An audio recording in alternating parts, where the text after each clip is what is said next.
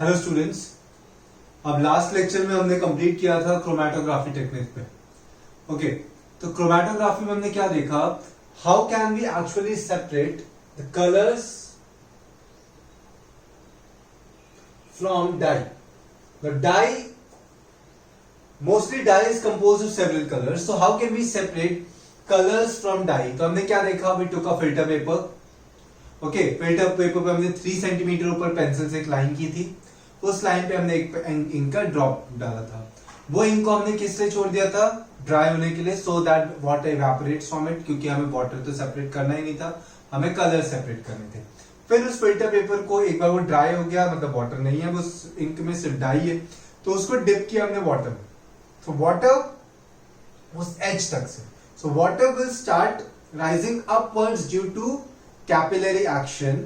Now the dye which has some colors in it, now all the colors will have different solubility in water. सबकी water में solubility क्या होगी, अलग अलग होगी। तो वो solubility के according उस फिल्टर पेपर पे धीरे धीरे क्या करेंगे, राइज करेंगे। जिसकी सॉलिबिलिटी ज्यादा होगी वो जल्दी राइज करेगा, और जिसकी सॉलिबिलिटी कम होगी उसको राइज करने में टाइम लगेगा। सो ये जो डिफरेंट रेट्स पे जो चीजें मूव होती हैं, आपने देखा कि यहाँ पे कलर्स अलग अलग रेट पे मूव हो रहे थे। तो इस चीज से इसको प्रिंसिपल लेके जो सेपरेशन किया जाता है उसको हम क्या बोलते हैं, क्रोमैटोग्राफी टेक्निक। ओके, तो अब हमारे नेक्स्ट टॉपिक में जाने से पहले हम देख लेते हैं कि कोई क्वेश्चंस रह गए। इन टेक्निक्स पे तो कोई क्वेश्चंस नहीं है।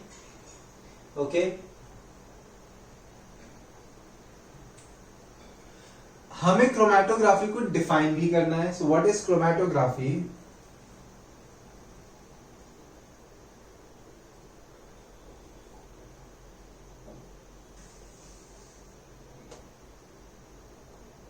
Chromatography is a technique for separation of mixture in which the substances move at a different rate.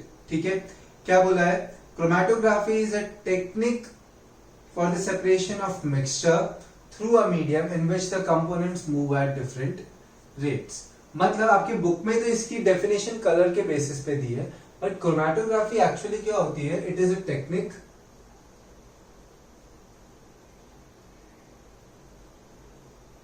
which is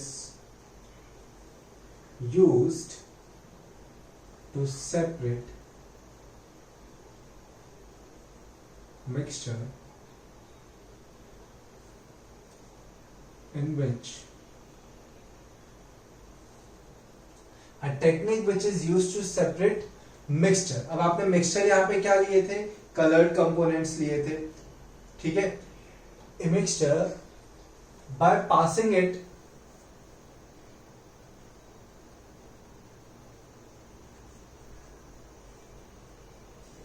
in a solution,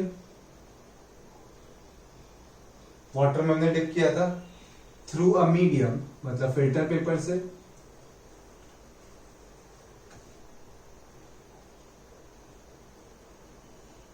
a technique which is used to separate mixture by passing it in a solution, मतलब water में dip किया था तो solution, through a medium filter paper के through, in which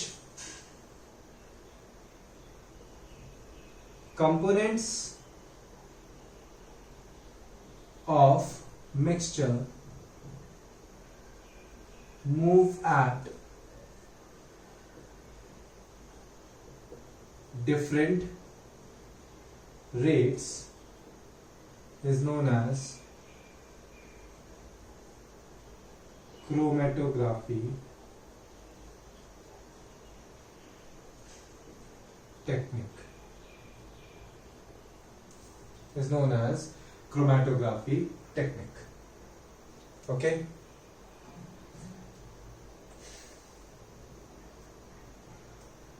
so write down this.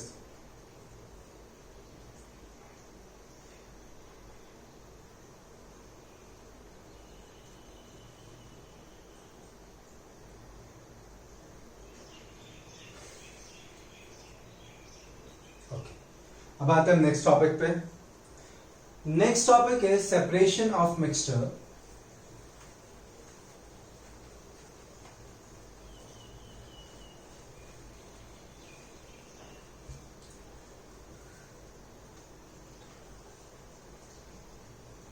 separation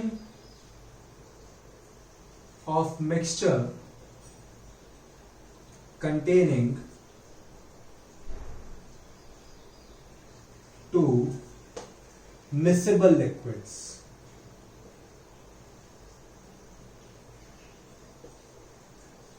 mixable का मतलब, immiscible में हमने क्या करा था, जो मिक्स नहीं हो सकते उसको हमने सेपरेटिंग फनल के थ्रू सेपरेट किया था by using a stop Kock.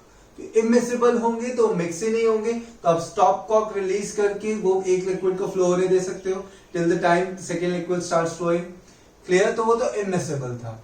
Mixable में दो टाइप के हो सकते हैं।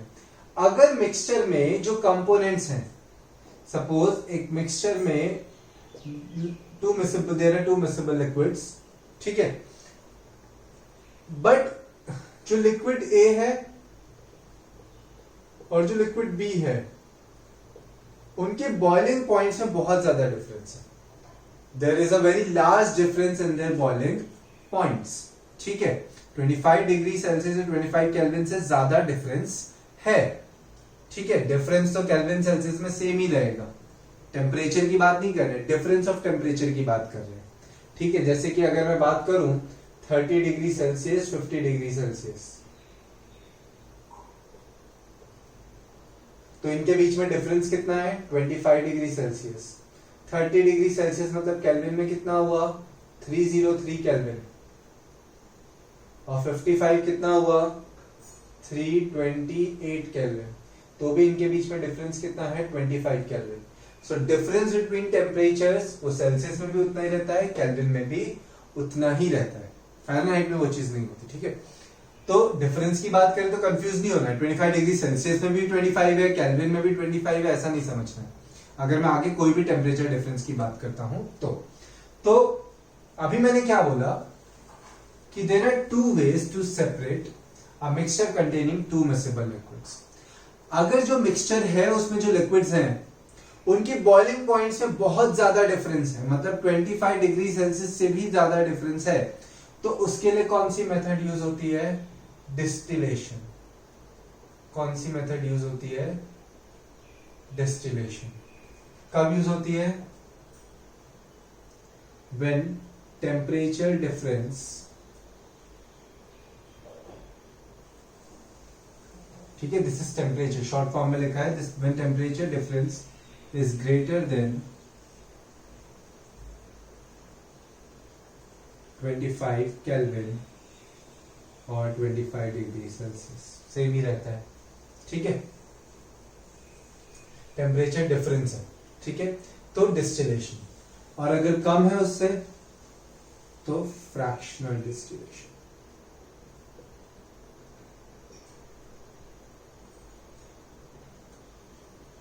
When temperature difference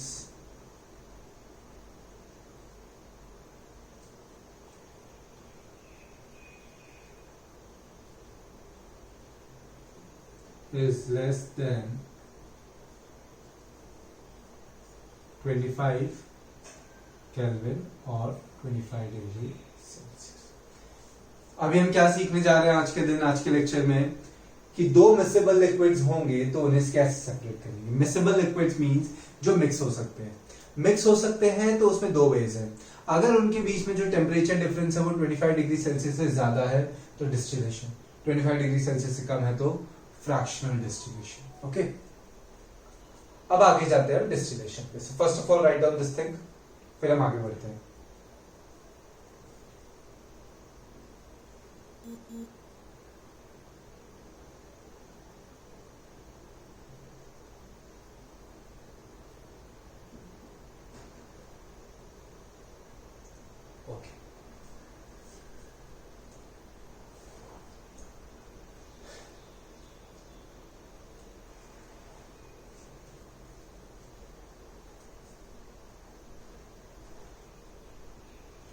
Write down this thing.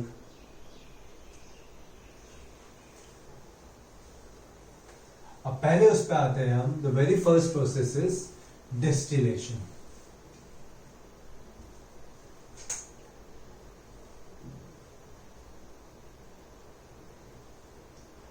अब आपको एक चीज माइंड में रखनी है कि जो लैबोरेटरी में आप प्रोसेस करते हो और जो इंडस्ट्री में प्रोसेस होते हैं उसमें बहुत ज्यादा डिफरेंस होता है। इंडस्ट्री में बहुत सारे फैक्टर्स देखने पड़ते हैं।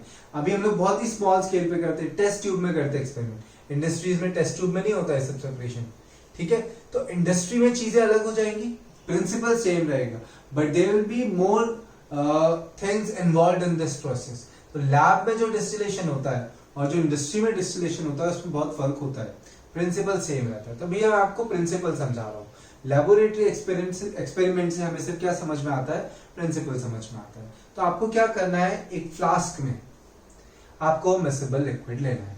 आपके बुक की फिगर किस टाइप से है, एक स्टैंड पे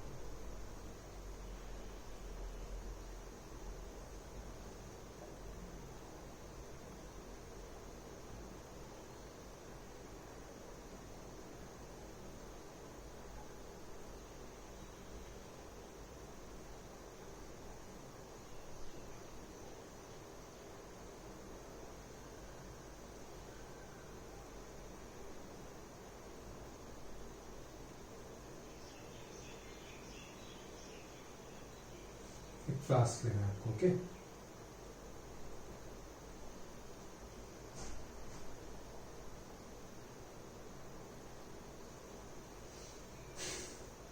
यहां पे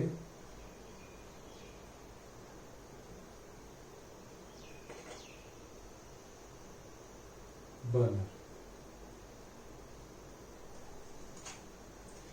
नाउ दिस फ्लास्क, इसको हम यहां पे कॉक लगा देते हैं, ठीक है। अब इस फ्लास्क को होल्ड किया हुआ है स्टैंड से, यहां से होल्ड किया हुआ है,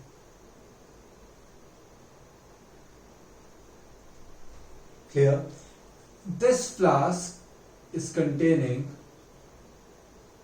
mixture of miscible liquids. Miscible liquids हम यहां पे लेते हैं, suppose this flask is containing mixture of, आपकी बुक में जो एक्टिविटी दी है वही हम लेते हैं, तो mixture of acetone and water. कौन सा ले रहे हैं, mixture of acetone and water. अब जैसे ही आप इसको हीट करोगे, ठीक है, बहुत ज्यादा हीट नहीं करना है। वाटर का बॉइलिंग पॉइंट होता है 100, एसीटोन का बॉइलिंग पॉइंट बहुत ही कम होता है, ठीक है, रूम टेम्परेचर से थोड़ा सा ही ज्यादा होता है बॉइलिंग पॉइंट। तो इतना ज्यादा हीट नहीं करना है कि वाटर का भी बॉइलिंग पॉइंट आ जाए। सिर्फ क्या चीज इवेपोरेट होनी चाहिए, एसीटोन इवेपोरेट होना चाहिए, ठीक है। तो एसीटोन जैसे ही इवेपोरेट होगा, वाटर यहीं पे है, एसीटोन विल स्टार्ट इवेपोरेटिंग, तो यहां पे एक डिलीवरी ट्यूब होगी, यहां से एसीटोन के वेपर्स बाहर निकलेंगे,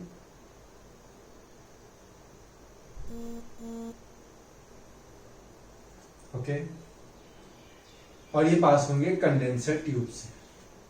अब देखो कंडेंसर ट्यूब में वाटर आउटलेट है, क्लैंप्स हैं, वो सब चीजें बाद में, पर कंडेंसर ट्यूब का मतलब क्या होता है वो देखते हैं।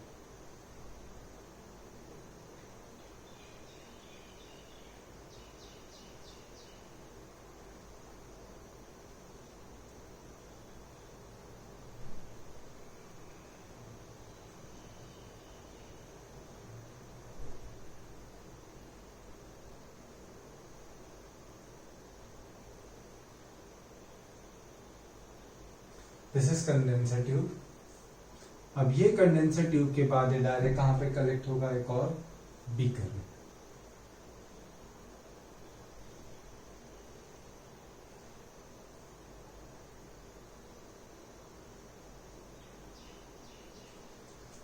यहां पे एक होगा वाटर,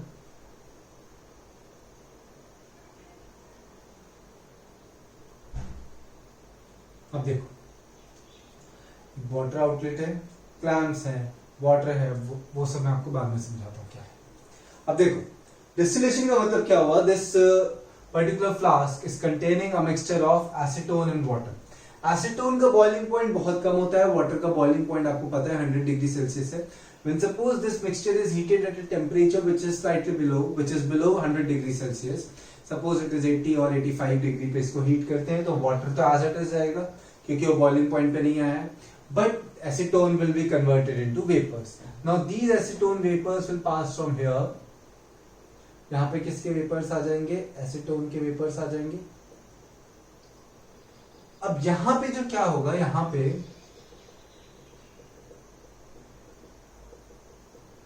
वाटर फ्लो हो रहा होगा, वाटर, कोल्ड वाटर, यहां पे कोल्ड वाटर होगा तो ये ट्यूब को क्या कर देगा, कोल्ड वाटर क्या करेगा, इस ट्यूब का टेम्परेचर कम कर देगा, ये ट्यूब ठंडी हो जाएगी एकदम। अब ये ट्यूब एकदम ठंडी हो जाएगी तो अंदर जो वेपर्स फॉर्म हुए थे उनका टेम्परेचर क्या होगा, कम होगा। तो वेपर्स का टेम्परेचर जैसे ही कम होगा, those acetone vapours will be again converted back to acetone, तो ये वापस से यहाँ पे किस में कन्वर्ट हो जाएंगे, एसीटोन में।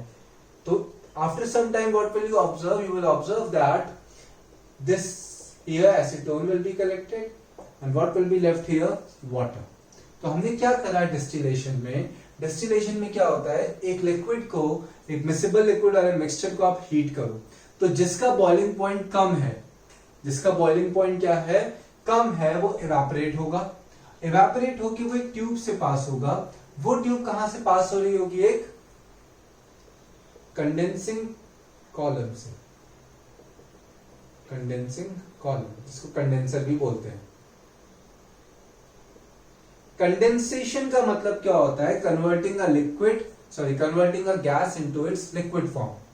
तो गैस जो पास हो रही थी वो ये कोल्ड वाटर की वजह से, यहाँ पे कोल्ड वाटर अंदर आ रहा होगा तो ये कोल्ड वाटर फिल होगा, ये ट्यूब है तो सिर्फ आप ऐसे समझो एक पाइप है, उस पाइप के आजू बाजू क्या है, कोल्ड वाटर है, तो वो उस पाइप को टेम्परेचर क्या कर देगा, कम कर देगा। ये मिक्स नहीं होगा वाटर इसमें से क्योंकि एसीटोन वेपर्स तो इस ट्यूब के अंदर हैं। So this cold water will condense this acetone vapors and these acetone vapors will be again converted back to acetone liquid. Liquid में वापस convert हो जाएंगे and this is how we can separate a mixture of two miscible liquids having a considerable difference in their boiling points. अगर boiling point पास में ही होते तो acetone के boil होने के साथ साथ वाटर भी क्या होने लगता, बॉयल होने लगता। तो ये टेम्परेचर, ये कब पॉसिबल है, when is this possible, when there is a considerable difference in the boiling points। ठीक है, सो डिस्टिलेशन टेक्निक आपको याद रखनी है, आपको बुक में यही वाला आपको एक्टिविटी दिया है, so just read down this activity. आपको क्या लिखा है, this method is called distillation, it is used for separation of components of a mixture containing two miscible liquids that boil without decomposition and have sufficient difference in their boiling points। boil without decomposition मतलब there are certain chemicals, certain compounds जिनको आप heat करो तो वो अपने components को ही separate कर देते हैं, अपनी प्रॉपर्टीज ही लूज कर देते हैं। तो ऐसी चीजें नहीं होनी चाहिए कि जिनको आप हीट करो तो उनकी प्रॉपर्टीज लूज हो जाए और उनके कंपोनेंट सेपरेट हो जाए, ऐसी चीज करनी नहीं है। अब आते हैं हम सेकेंड उस पे कि अगर मिसिबल लिक्विड्स में टेम्परेचर डिफरेंस 25 डिग्री सेल्सियस से कम है तो उसको हम किससे करेंगे, सेकेंड मेथड पे आते हैं जो कि है fractional distillation method.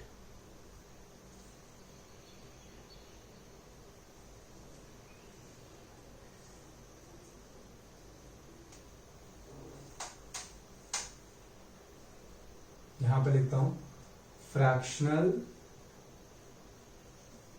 Distillation method. Fractional distillation में, इंडस्ट्री में जो फ्रैक्शनल डिस्टिलेशन होता है वो जो फ्रैक्शनेटिंग कॉलम होती है ना वो 30 to 40 मीटर्स हाई होती है। 30 to 40 मीटर्स का मतलब समझते हो कि अराउंड आपका एक 4 फ्लोर का फ्लैट हो गया, इतनी बड़ी बड़ी फ्रैक्शनेटिंग कॉलम होती है। लैब में तो इतना बड़ा हम कुछ नहीं कर सकते, लैब में हमने एक छोटी सी फ्रैक्शनेटिंग कॉलम ली है। तो फ्रैक्शनेटिंग कॉलम कहां पे रखी जाएगी वो देखते हैं।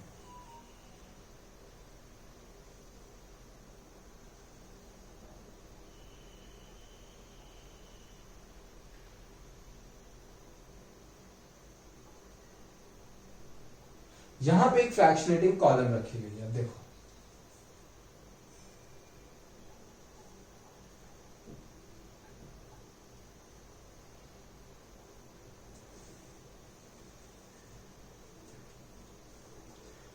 फ्रैक्शनेटिंग कॉलम में क्या होता है, परफोरेटेड ट्रेज होती हैं। आपकी बुक पे डायरेक्ट छोटे छोटे सर्कल्स जैसे बनाए वैसा नहीं होता है, परफोरेटेड ट्रेज होती है, पोर्स होते हैं वैसी ट्रेज होती है, ऐसे यहां पे पोर्स होंगे। ये पोर्स में से गैस पास हो सकती है बट लिक्विड पास नहीं हो सकता है। ये पोर्स में से गैस पास हो सकती है बट लिक्विड पास नहीं हो सकता है। अब देखो क्या होगा, ये वाला हम कनेक्शन बाद में करते हैं। देखो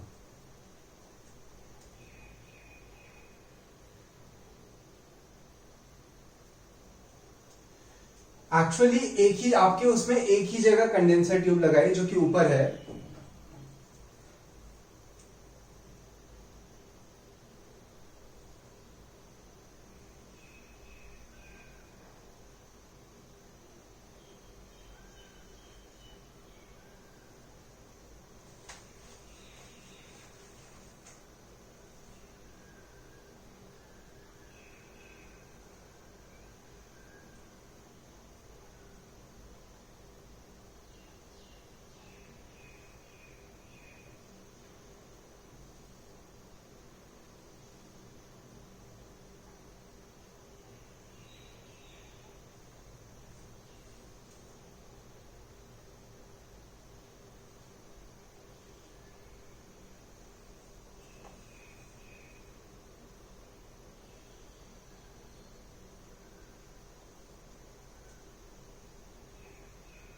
know what will happen, suppose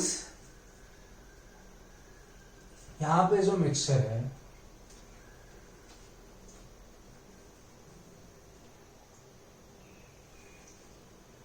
मैं आपको एग्जांपल देता हूं, पेट्रोलियम है।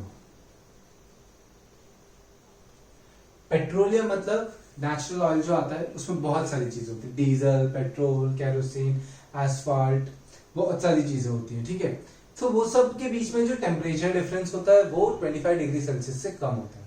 तो डायरेक्ट अगर आप उसको करोगे तो वो क्या हो जाएगा, बहुत बहुत सारी चीजें सब किस में कन्वर्ट हो जाएंगी, वेपर्स में। सेम यहाँ पे होगा, 25 डिग्री सेल्सियस से कम है, हीट कर रहे हो तो कोई एक ही चीज वेपर में नहीं कन्वर्ट होगी, बहुत सारी चीजें किस में कन्वर्ट हो जाएंगी, वेपर में कन्वर्ट हो जाएंगी। अब आप खुद सोचो कि आपके पास इतनी लंबी एक रॉड है, ठीक है, you have a rod of this much length, आप उसका एक साइड हीट करो तो दूसरे साइड तक हीट पहुंचेगी, बट जितना हीट यहां पे होगा उतना हीट यहां पे नहीं होगा, उतना हीट मिडल में भी नहीं होगा जितना यहां पे होगा। तो हीट ट्रांसफर होती है, तो जहां पे हीट हो रही है वहां पे हीटिंग इफेक्ट ज्यादा होगा, धीरे धीरे हीटिंग इफेक्ट कम होता जाएगा, ठीक है, ये आपको पता है। सो इन द सेम वे यहाँ पे सब कुछ वेपर्स में कन्वर्ट हो गए हैं। फ्रैक्शनेटिंग कॉलम भी हीट हो रही है, फ्रैक्शनेटिंग कॉलम इतनी छोटी नहीं होती, बहुत बड़ी होती है, ठीक है। लैब्स में समझने के लिए मैंने से आपको डायग्राम बताया है कि फ्रैक्शनेटिंग कॉलम में यहां पे टेम्परेचर बहुत ज्यादा होगा, उससे कम टेम्परेचर यहां होगा, उससे कम टेम्परेचर यहां होगा, फिर कम टेम्परेचर यहां, फिर सबसे कम ऊपर होगा। तो सपोज आपने इसको हीट कर दिया है, पेट्रोलियम को हीट कर दिया है सपोज 800 डिग्री सेल्सियस पे, किस पे हीट कर दिया है, 800 डिग्री सेल्सियस पे, ठीक है। 800 डिग्री सेल्सियस पे सब कुछ किस में कन्वर्ट हो गया, वेपर में। तो अभी कुछ कुछ चीजें सॉलिड फॉर्म में नीचे बच जाती हैं, रेसिड्यू के फॉर्म में, जब हीट करते हैं लिक्विड और थोड़ा थोड़ा सॉलिड भी बच जाता है। तो सपोज यहाँ पे टेम्परेचर है, ये 800 यहाँ पे टेम्परेचर है सपोज 750 में सब कुछ वेपर है, यहां पे टेम्परेचर आ जाता है 730 डिग्री सेल्सियस सपोज। और पेट्रोलियम में कोई चीज ऐसी है जिसका मेल्टिंग पॉइंट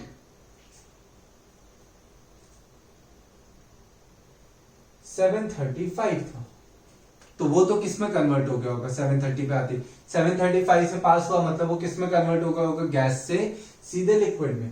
तो ये ट्रेस से गैस पास हो सकती है बट लिक्विड वापस नीचे नहीं आ जाता, तो गैस ऊपर जा रही थी, तो यहां पे कुछ ऐसे कंपोनेंट्स थे जो 735 डिग्री सेल्सियस पे लिक्विड में कन्वर्ट हो गए, तो इस ट्रे पे एक्यूमुलेट हो जाएगा, बाकी के कंपोनेंट्स ऊपर जाएंगे। यहां पे टेम्परेचर और कम है, सपोज 700 है, तो उसके बीच में जो कंपोनेंट लिक्विड में कन्वर्ट होगा वो यहां पे एक्यूमुलेट हो जाएगा, फिर ऐसे और ऊपर जाएगा। यहां पे सपोज 650 है, तो यहां पे जितने कंपोनेंट्स कम वो होने थे लिक्विड में कन्वर्ट हुई, इस ट्रे पे रह जाएंगे। परफोरेटेड ट्रे होती है, पोर्स में से गैस पास हो जाती है बट लिक्विड नीचे नहीं आ सकता, तो लिक्विड इस ट्रे पे रह जाएगा। फिर इससे और ऊपर यहां पे भी कुछ कंपोनेंट्स रह जाएंगे लिक्विड में कन्वर्ट होने के बाद। एट द एंड जो चीजें लिक्विड में नहीं कन्वर्ट हो पाई वो यहां से आगे पास होंगी गैस के फॉर्म में। अब ये क्या है, आपका कंडेंसर है, कंडेंसिंग ट्यूब है। तो यहां पे क्या होगा, एक वाटर आउटलेट होगा, यहां पे वाटर होगा,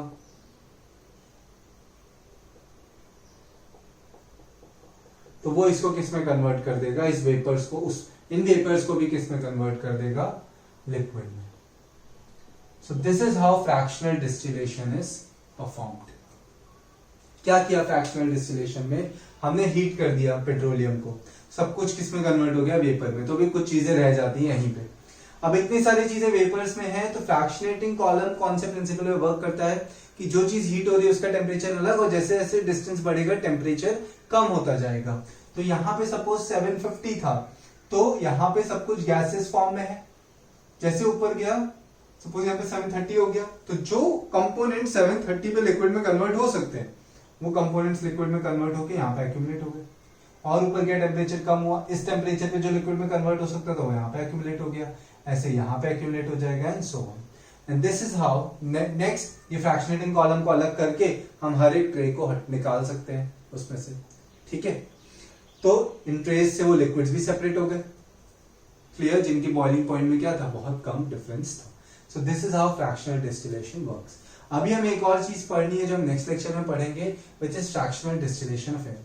टिल देन आपको इसको थोड़ा समझना है फ्रैक्शनल डिस्टिलेशन को, कि मैंने क्या बताया है इसमें, ये एक बार कंफर्म आपको आ गया तो हम नेक्स्ट लेक्चर में fractional distillation of air start करेंगे, ठीक है। 2 लेक्चर जितना ही, 2-3 लेक्चर जितना ही चैप्टर बाकी है। So try to understand these 2 topics, important topics हैं, ठीक है। कोई डाउट होता है तो आप मुझे कांटेक्ट करो इसमें, इससे रिलेटेड। अगर मेजर डाउट होगा तो मैं नेक्स्ट लेक्चर में ही कवर करूंगा। Okay, thank you.